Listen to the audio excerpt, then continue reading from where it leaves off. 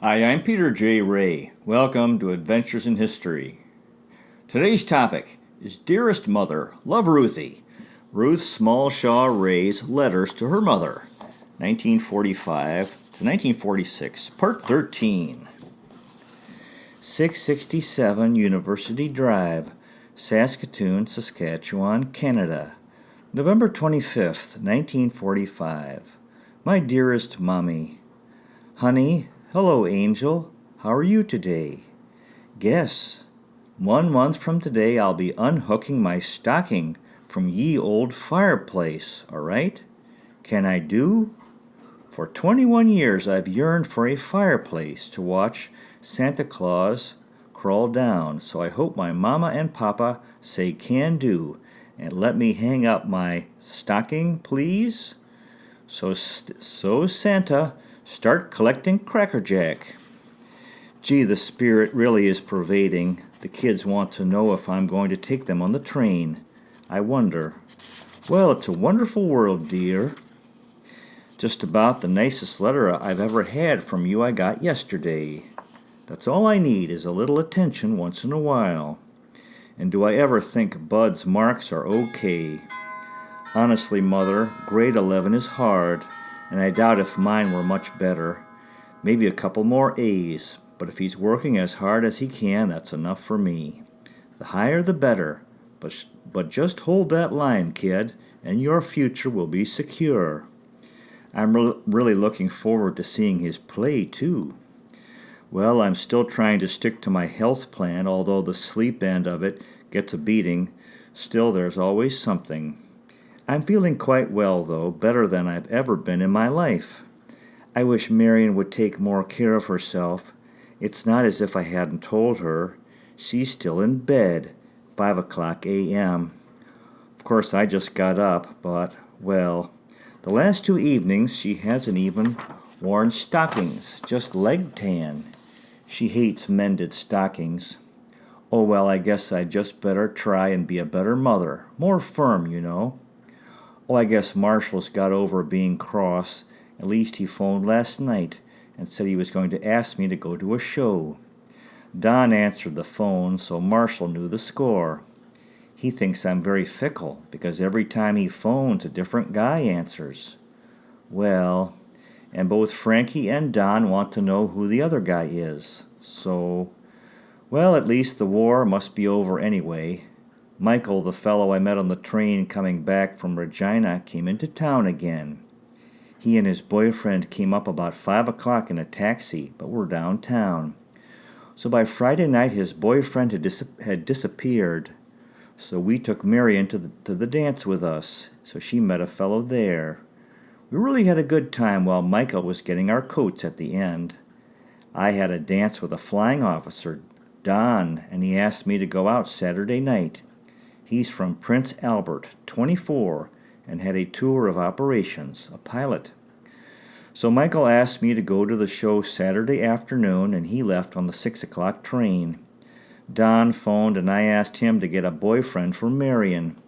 I said 1, but he got all of 7 boyfriends, so we felt very popular, 4 each. The war definitely is over. Now I wish I had some girlfriends because we couldn't get anyone. So we went to the dance and had a very good time, although Marion didn't like the fellows because they were in the Air Force, not the Navy. Talk about fussy. Don just phoned and asked me to go to the show Tuesday night. He wants me to go to Prince Albert and meet his family next weekend. I won't. I think maybe the kids will be down from Edmonton. And Marshall just phoned and said he'd phone again after Christmas when I'm not so busy.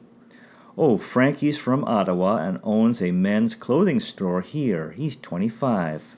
Family financed, I gather. Honestly, Mother, is it ever a rotten system?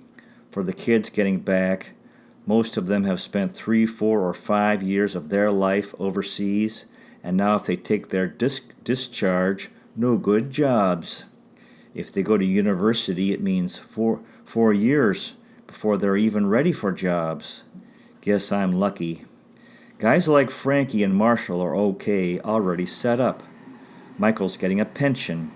He was wounded in his chest, and he's getting a job in the veterans office.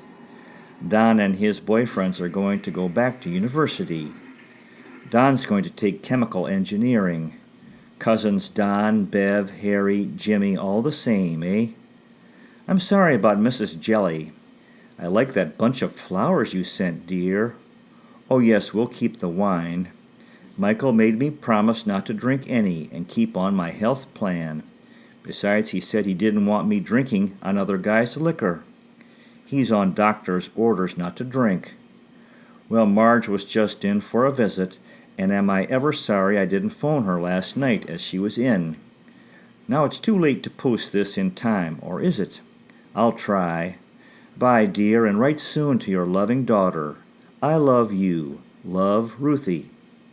667 University Drive, Saskatoon, Saskatchewan, Canada, December 4th, 1945. Dearest Mother, hello, lovely. How are you now? Everything's swell here except that I don't like the look of that date up there, with only 2 more weeks to do so many things. It was always thus, though. Really working on the scenery at school with the help of some of the older ones, and I really like it better than teaching too. Do you remember at Normal the big scenes we made for the auditorium? Well, I thought of the idea to have similar ones for ours at school. So they finally made me 6 beaver board plaques about 4 feet by 6 feet, and the kids are helping me make Christmas scenes on them. Then we're painting a big scene and making another Christmas scene about 9 feet by 6 feet for the stage. And in the middle of it all, Mr. Titus is coming to inspect Monday. And I slept in this morning, so thought I'd better write to you and accomplish one good thing. The Happy Gang is on. Is it ever swell to have a radio? Ian, the fellow Marion met at the dance, brought it over Friday, and we're laying it on thick about how we appreciate it, so hope it stays. We do. Makes it nice to hear the news and radio programs for a change. Yes, we're still doing okay. Ian and Don took us dancing Friday. They're the 2 we met at the dance Michael took us to. It was quite a coincidence. They discovered they live about 4 blocks from each other in Prince Albert. Ian's in the Navy and Don's a flying officer, so Marion's happy, and I like that too.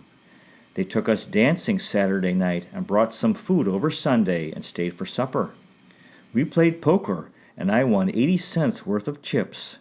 Don won 52 cents, and Ian and Marion went in the hole.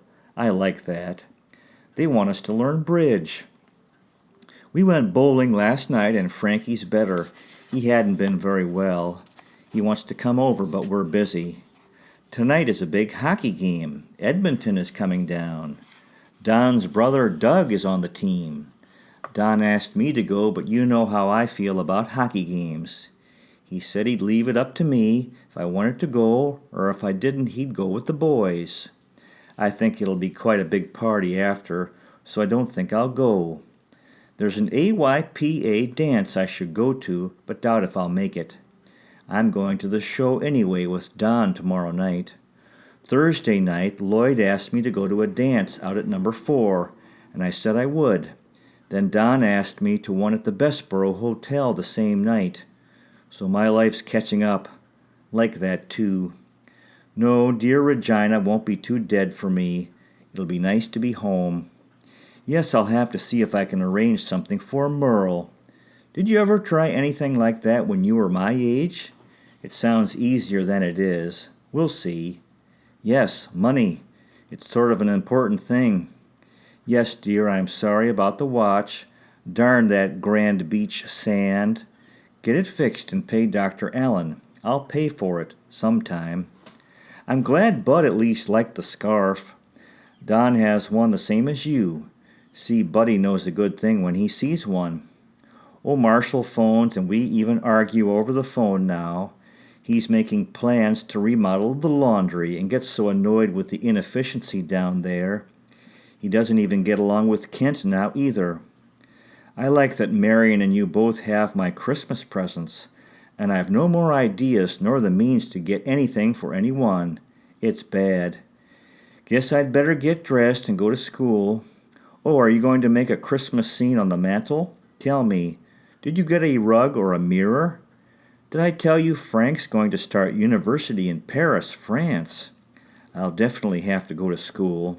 Bye, dear, and I love you very much, and I'll be seeing you. Love, Ruthie.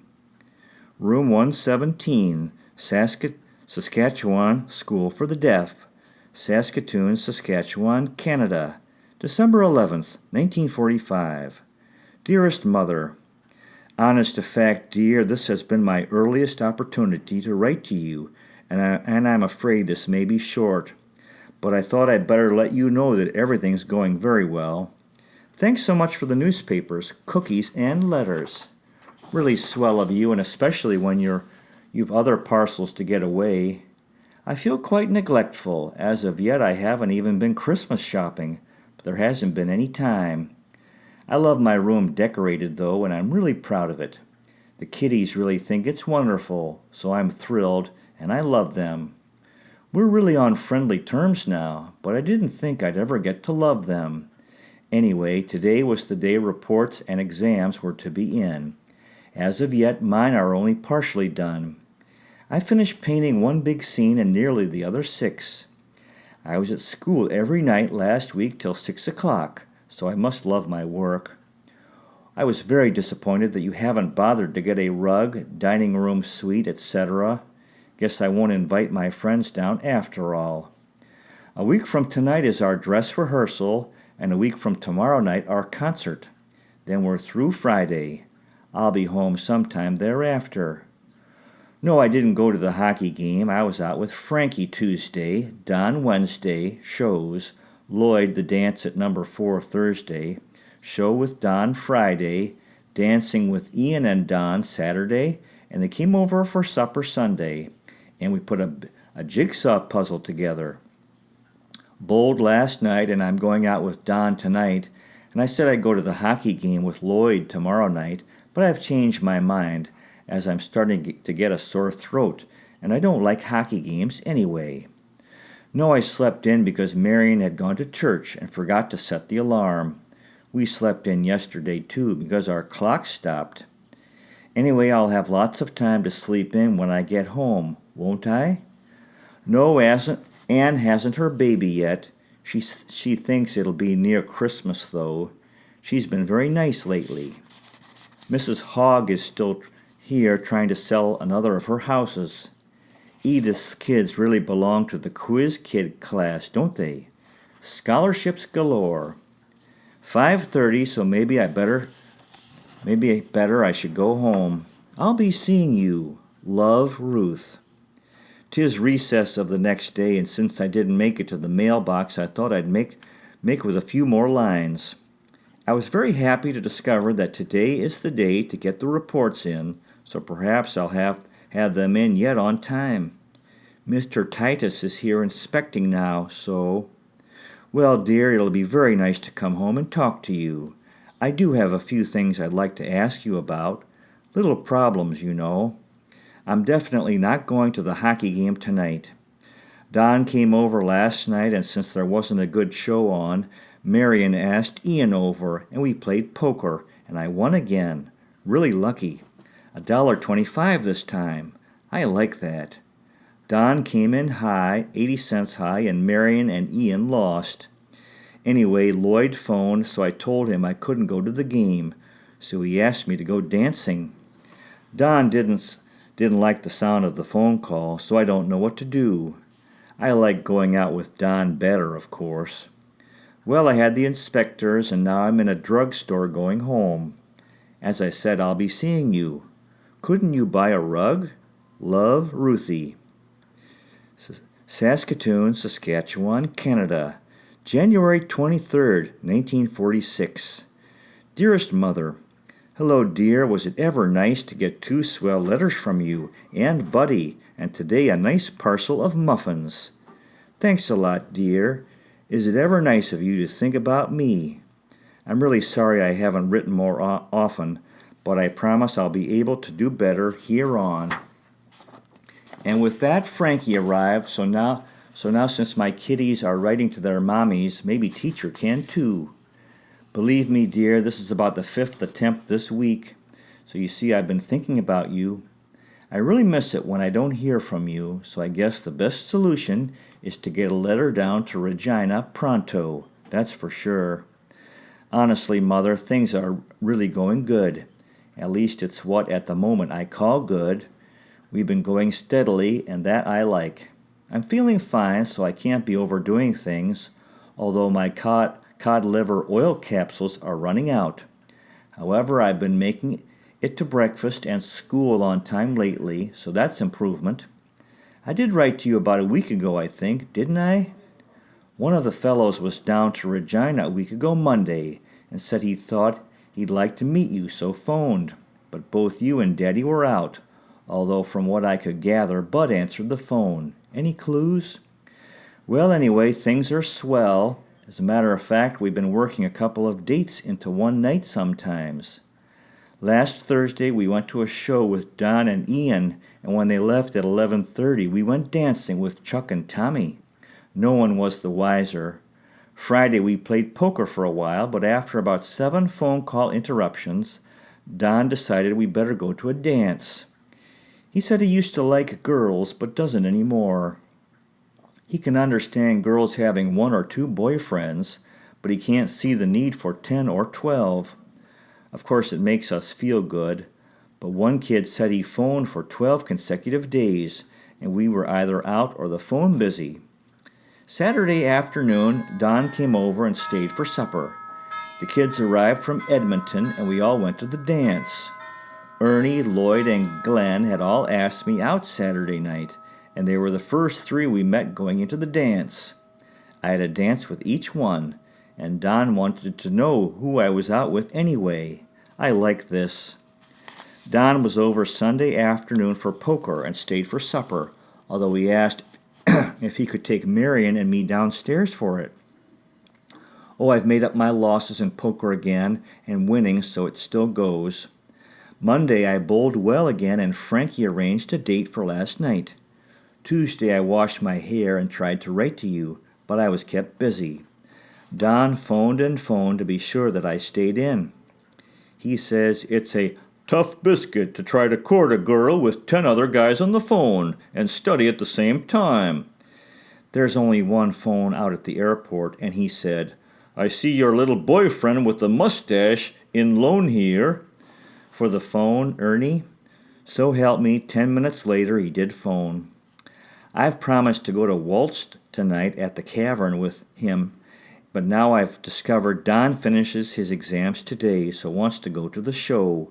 He'll be leaving this weekend, so I can see Ernie again, if he doesn't get mad. Yes, dear, Don does like to think he's the whole cheese and says, Why do I have to phone before I come over? He thought he'd just come over one night without phoning, taking me for granted, you know. Ian told Marion that Don planned on coming in. So not that I wanted to, but I went out with Ernie. Well, it's a long story, and I'll tell you sometime. The outshot of it was that Ernie had just left in a taxi when Don's taxi pulled up out front. We just had recess, and Marion is trying to persuade me to go to the show with Don and tell Ernie to come over at 11:30 to go dancing. He's bringing in his boyfriend for Marion. Ian's studying tonight. I'd hate to make Don cross, though.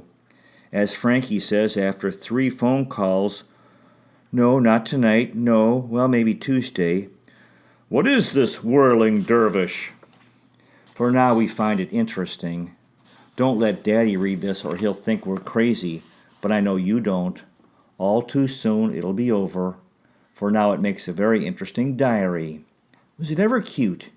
Eugene just brought me his letter to correct, and I got after him for writing on the very bottom line of the paper. Well, there weren't any Y's or G's, so he thought that was okay. Cute, eh? I let it go. They're good kitties. Oh, did I mention that when I got back from New Year's, Jack the Marine had written, and he's expecting to get out of the Marines this spring, and has a job waiting, and will I be down this summer to Michigan? I haven't had time to write to anyone but you. I owe Connie, Alice, and Bonnie letters. Well, I just finished recess duty and then taught Sunday school. Sure like these kiddies. Thanks again for the muffins. Cookies don't travel, period. They were crumbs. Brownies travel best. I love you very much. I'm coming down to see you, or are you coming up sometime next month? Love, Ruthie.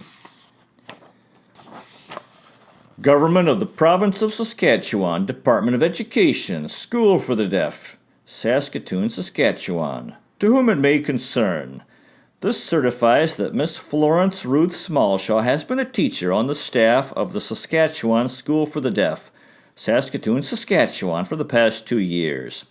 She has performed her duties with the utmost satisfaction and has proved herself to be a teacher of unusual ability. She is a young woman of good character and pleasing personality. She is leaving shortly to attend a summer school at Ypsilanti, Michigan, United States, in order to take special courses in the teaching of deaf and hard of hearing children. Yours respectfully, J. A. Anderson, Superintendent, June 11th, 1945. To be continued.